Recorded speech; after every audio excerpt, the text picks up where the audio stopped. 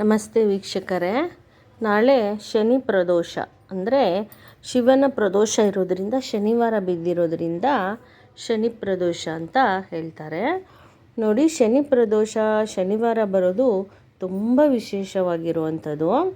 ಪ್ರದೋಷ ಶನಿವಾರ ಬಿದ್ದಿರೋದ್ರಿಂದ ನೀವು ಶನಿದೇವರ ನಿಮ್ಮ ಜಾತಕದಲ್ಲಿ ಏನಾದರೂ ಶನಿದೇವರ ಪ್ರಭಾವ ಕೆಟ್ಟದಾಗಿದ್ದರೆ, ಮತ್ತು ಶನಿ ಯಾವುದಾದ್ರೂ ನೀಚ ಮನೇಲಿದ್ದರೆ, ಶನಿದೇವ ನಿಮಗೆ ಕೆಟ್ಟ ಪ್ರಭಾವ ಕೊಡ್ತಿದ್ರೆ ಅಂಥವರೆಲ್ಲ ನಾಳೆ ಏನು ಮಾಡಬೇಕು ಅಂದರೆ ಶನಿದೇವರ ಆರಾಧನೆ ಮಾಡಬೇಕು, ಶಿವನ ಆರಾಧನೆ ಮಾಡಬೇಕು. ನೋಡಿ, ಒಬ್ಬ ಬಾಲಕ, ಗೋಪಿ ಬಾಲಕ ಒಬ್ಬ ಏನು ಮಾಡ್ತಾನೆ, ಏನು ಮಂತ್ರ ಹೇಳ್ದೇನೆ ಶಿವನ ಆರಾಧನೆ ಮಾಡ್ತಾನೆ.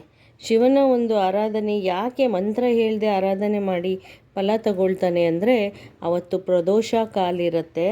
ಆ ಪ್ರದೋಷ ಕಾಲಿರೋದ್ರಿಂದ ಮಂತ್ರನೇ ಹೇಳ್ದೆ ಫಲನ ತಗೊಳ್ತಾನೆ. ಹಾಗೆ ಇದು ಹನುಮನ ಪುರಾಣ ಕಥೆಯಲ್ಲಿ ಇರೋಂಥ ಈ ವಿಷಯ. ಹೀಗೆ ಪ್ರದೋಷ ಕಾಲದಲ್ಲಿ ಯಾರು ಮಂತ್ರ ಹೇಳ್ದೆ ವರ ತಗೊಳ್ತಾರೆ ಅಂಥವರು ತುಂಬ ಅದೃಷ್ಟವಂತರು ಅಂತ ಹೇಳ್ಬೋದು. ಶನಿವಾರದ ದಿನ ಪ್ರದೋಷ ಬೀಳೋದು ವಿಶೇಷ. ಅಂದರೆ ಸಾಕ್ಷಾತ್ ಶನಿ ಭಗವಾನೇ ಶಿವನ ಆರಾಧನೆ ಮಾಡ್ತಾ ಇರೋದ್ರಿಂದ ಶನಿದೇವರಿಗೆ ಶಿವ ಅಂದರೆ ತುಂಬ ಪ್ರಿಯ. ಯಾವಾಗಲೂ ಓಂ ನಮಃ ಶಿವಾಯ ಅಂತಲೇ ಮಂತ್ರ ಹೇಳ್ತಾ ಇರೋದು ಶನಿದೇವ. ಅದರಿಂದ ಶನಿದೇವರಿಗೆ ಪ್ರಿಯವಾದ ದೈವ ಅಂದರೆ ಶನಿದೇವ, ಶಿವಪ್ಪ. ಅದರಿಂದ ನಾಳೆ ದಿವಸ ಯಾರ್ಯಾರು ಉಪವಾಸ ಮಾಡಿ ಸಂಜೆವರೆಗೂ ಉಪವಾಸ ಮಾಡಿ ಶಿವನ ಆರಾಧನೆ, ಶಿವನ ಆಲಯಕ್ಕೆ ಹೋಗಿ ಶಿವನ ದರ್ಶನ, ಶಿವನ ಅಭಿಷೇಕ, ಬಿಲ್ವಾರ್ಚನೆ ಎಲ್ಲ ತ್ರಯೋದಶಿ ದಿನ ಯಾರು ಮಾಡ್ತಾರೆ ಅಂಥವ್ರಿಗೆ ಸಾಕಷ್ಟು ಲಾಭ ಆಗತ್ತೆ. ಅಂದರೆ ದೇವರ ಆಶೀರ್ವಾದ ಸಿಗತ್ತೆ ಅಂಥವ್ರಿಗೆ. ಶಿವ ಸದಾ ಅವರ ಬಳಿಯಲ್ಲೇ ಇರ್ತಾರೆ.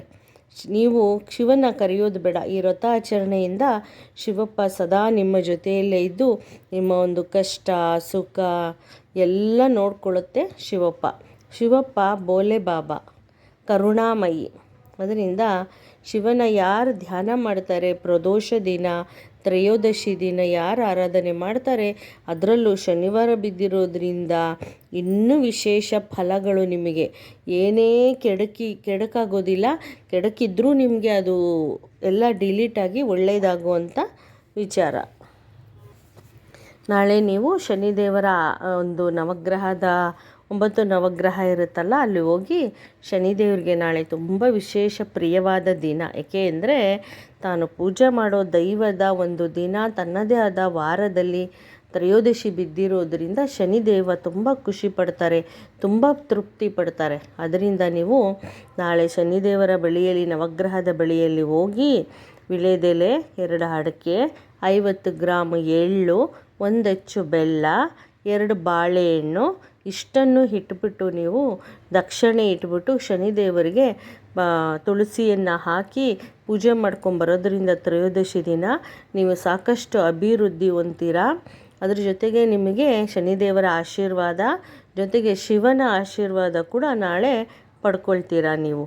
ಈ ರೀತಿ ಮಾಡೋದ್ರಿಂದ ನಿಮಗೆ ಸಕಲ ತೊಂದರೆಗಳಿಂದ ನಿವಾರಣೆ ಆಗತ್ತೆ. ಮತ್ತು ನಾಳೆ ಆರೋಗ್ಯಕ್ಕೆ ನಿಮಗೆ ಮಂತ್ರ ಹೇಳ್ಕೊಳ್ಳಿ. ಓಂ ಜುಂ ಸ ತ್ರ್ಯಂಬಕಂ ಯಜಾಮಹೇ ಸುಗಂಧಿಂ ಪುಷ್ಟಿವರ್ಧನಂ ಉರ್ವಾರುಕಂ ಇವ ಬಂಧನಾತ್ ಮೃತ್ಯುರ್ಮೋಕ್ಷಿ ಯಮಾಮೃತಂ.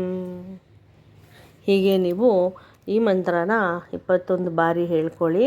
ಮತ್ತು ಪಂಚಾಕ್ಷರಿ ಮಂತ್ರ ಅಂತೂ ನಾಳೆ ನೀವು ಹೇಳಲೇಬೇಕು.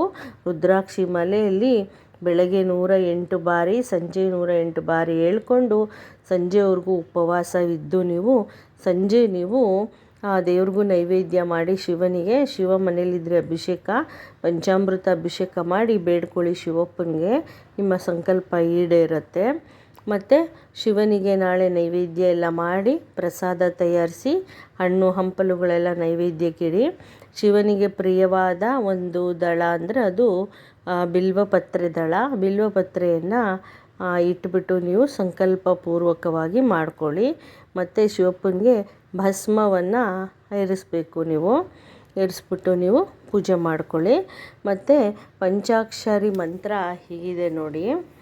ಪಂಚಾಕ್ಷರಿ ಮಂತ್ರ ಓಂ ನಮಃ ಶಿವಾಯ, ಓಂ ನಮಃ ಶಿವಾಯ, ಓಂ ನಮಃ ಶಿವಾಯ, ಓಂ ನಮಃ ಶಿವಾಯ, ಓಂ ನಮಃ ಶಿವಾಯ.